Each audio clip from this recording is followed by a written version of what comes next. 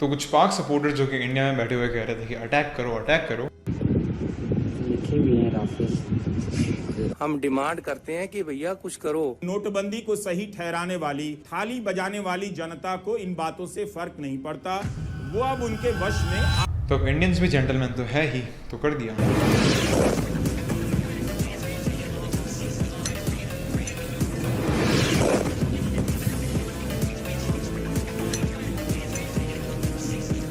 और इन टेररिस्ट ने फीमेल्स को कहा था कि तुम्हें जिंदा इसलिए छोड़ रहे हैं ताकि जाकर मोदी को बता पाओ। बता दिया।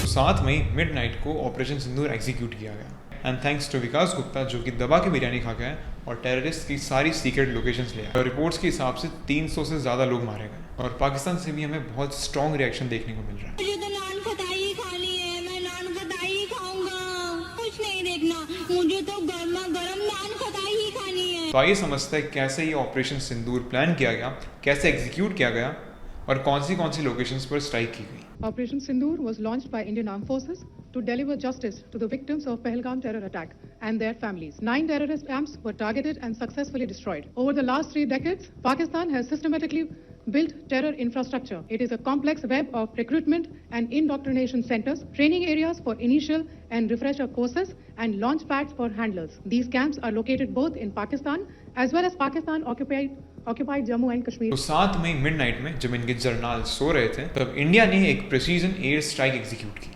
और इनके 9 कैंप्स पूरी तरह डिस्ट्रॉय कर दिए। इस मिशन ने पीओके और पाकिस्तान के टेरर कैंप्स को टारगेट किया था and it was a direct response to Pahalgam attack. Ajit Doval ने ये ऑपरेशन एक स्पेशल टीम के साथ एग्जीक्यूट किया था। Dowal and a special team spearheaded this entire mission. And the goal of this mission was not only to avenge those who were killed in Pahalgam, but several other innocent lives that were lost in terror attacks that have taken place in Jammu and Kashmir. That is the reason why each of these 9 targets that were selected by this special team, there is a significance attached to it. इस operation का main target था उन location को destroy करना जहां पर कि इन terrorist ने अपने कैंप्स बना रखे थे। अब आतंकियों की बची खुची जमीन को भी मिट्टी में मिलाने का समय आ गया है।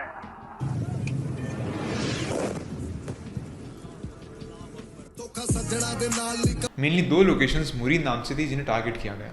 मसूद अजहर का परिवार मारा गया है। ये वही मसूद अजहर है जिसने कांधार को अंजाम दिया था, जिसको छुड़वाकर आतंकवादी। और जो मुरीद के लोकेशन है यहाँ पर उनके मेन कैंप्स थे and as per fact 26/11 attack भी यहीं से एग्जीक्यूट किया गया था। ये पूरा एक 200 एकड़ का कॉम्प्लेक्स था जिसे कि पूरी तरह मिट्टी में मिला दिया गया। This is one of those places that were targeted by the Indian attacks late night. And this building exactly is the place in Murid Ke which was targeted. This is a building complex. There was a mosque behind this building. We have been told, as you can see, there were speakers. You can see the loudspeakers on that pole, and that pole is right on the roof of the mosque. इनके पूरे hospitals भरे हुए आतंकियों को treat करने के लिए। और इस ऑपरेशन का नाम ऑपरेशन सिंदूर भी बहुत स्ट्रेटेजिकली रखा गया है। ये इस ऑपरेशन का फर्स्ट फेज था, लेकिन पाकिस्तान के रिएक्शन के हिसाब से इसके और फेजेस भी हो सकते हैं। अब बात करते हैं कि कितने इफेक्टिवली ऑपरेशन एग्जीक्यूट किया गया। This was a totally planned strike by all the forces. Air forces इसमें प्राइमरीली स्ट्राइक कर रही थी और आर्मी ने इन्हें आर्टिलरी सपोर्ट और इंटेलिजेंस सिस्टम प्रोवाइड किया। नेवी स्टैंड बाय पर थी और मैरीटाइम सिक्योरिटी और स्ट्रेटेजिक डिटरेंस प्रोवाइड कर रही थी। और इस पूरे अटैक का एक तरीके से हीरो है ये रफेल, जो कि हमने फ्रांस से लिया था, master of speed, stealth and precision. लगभग 8 से 10 रफेल इस ऑपरेशन में इंक्लूडेड थे, armed with hitech missiles and cadet bombs. ये इंडिया के एयर स्पेस से स्ट्राइक कर रहे थे LOC क्रॉस किए बिना, और सपोर्ट के लिए सुकोई और जैगवार जैसे एयरक्राफ्ट स्टैंड बाय पर थे इफ पाकिस्तान रिटेलिएट करता था। और इस टाइम इंडिया ने अपनी अच्छी खासी आर्टिलरी यूज़ की। स्कैल्प क्रूज मिसाइल्स भी यूज़ किए गए थे जो कि एक लॉन्ग रेंज मिसाइल है, और लॉइटरिंग म्यूनिशंस भी यूज़ किए गए थे जिन्हें कि कामाकाजी ड्रोन भी कहा जाता है। और इस टाइम हमें टर्की और अजरबैजान जैसे नेशन से तो अलग सा रिस्पॉन्स मिल ही रहा है, लेकिन अमेरिका इस टाइम पर कुछ अलग ही स्टेटमेंट्स दे रहा है। उनके हिसाब से ये शेमफुल है। No, it's a shame. We just heard about it just as we were walking in the doors of the Oval. Just heard about it.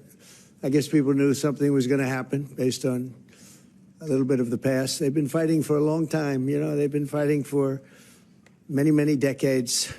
Any message and centuries, actually, if you really think about it. No, I just...